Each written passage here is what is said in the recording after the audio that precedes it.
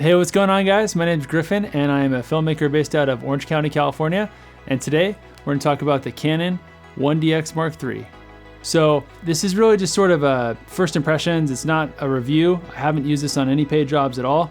All I really did was take it out for a quick photo shoot, or video shoot rather, at the beach with my fiance Delaney. But anytime I get new gear, I always want to take it out when it's not a paid shoot, and I just want to test it out for myself. So that's exactly what we did. We just headed out to the beach, and what I really want to do is take a look at all the different video modes, because I'm more of a video shooter than a photo shooter myself, so I thought it'd be really fun to test all those things out. Okay, so the first thing I wanted to test out on the camera was the electronic image stabilization.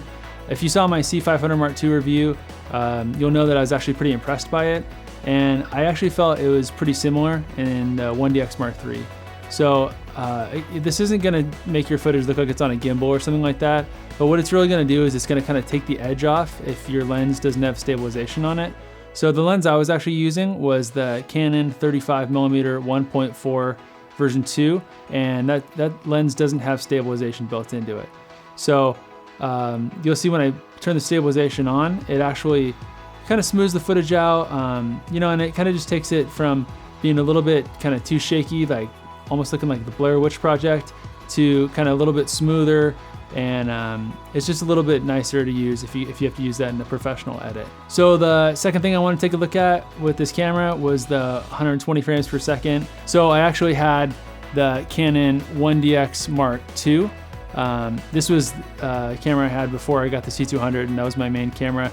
And kind of like my favorite thing about that camera was the fact that it had really good 120 frames per second in full frame with autofocus. So when I saw the 1DX Mark III has 120 frames per second in 10-bit 422 with Canon log, I was actually pretty excited to see that. So I was actually pretty impressed with the 120 frames per second. I thought it looked super good. I would have no problem putting this in an edit with something that I shot with the C200 or the C500 Mark II. I really thought the image quality pretty much held up. You know, if you're delivering in 4K, it's not the best. I mean, it's still a 2K image. But that being said, there's really not too many cameras on the market that are giving you higher than 2K and with a really nice 10-bit 422 image.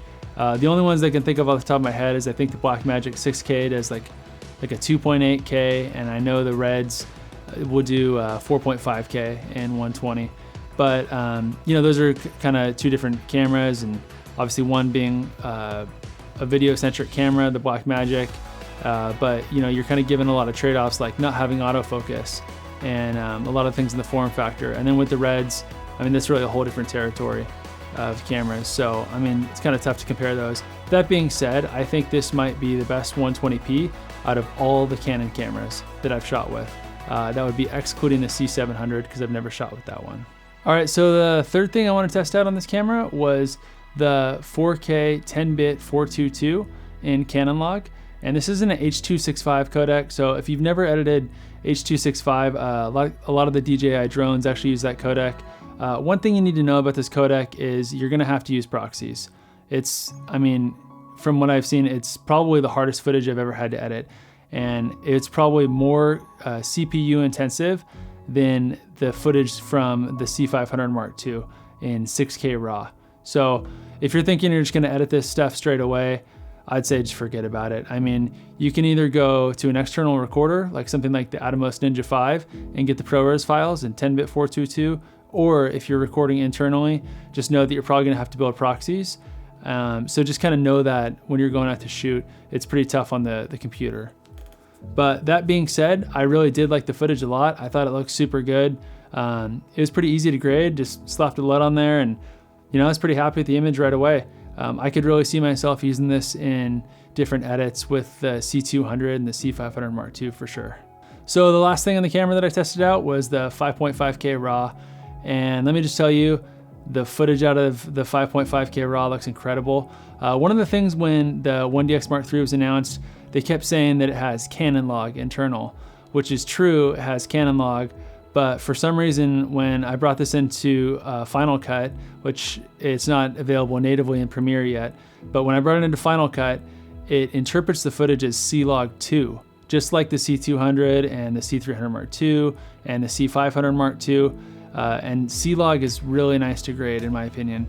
So it kind of matches up perfectly with those other cameras. I am going to be doing some side-by-side testing. My next video is going to be the 1DX Mark III versus the C500 Mark II. So if you're interested in that one, maybe consider hitting that subscribe button. But I'm pretty excited to see that the 1DX Mark III does have Canon Log 2 built in internally. So all in all, I was pretty impressed with the footage coming out of this camera. I'm really excited to test it out some more and use it on some different jobs and really get a feel for all the different quirks and features of the camera. Like I mentioned earlier, I've got some test videos coming out. I'm going to be putting the 1DX Mark III versus my own Canon C200, and I'm actually going to be putting it against the C500 Mark II as well with the YouTuber that you guys probably already know. So that one's coming out next week. Hopefully you guys can stick around and see it. Anyways, if you like this kind of content, maybe consider hitting that subscribe button, and we'll see you guys in the next video. Take care.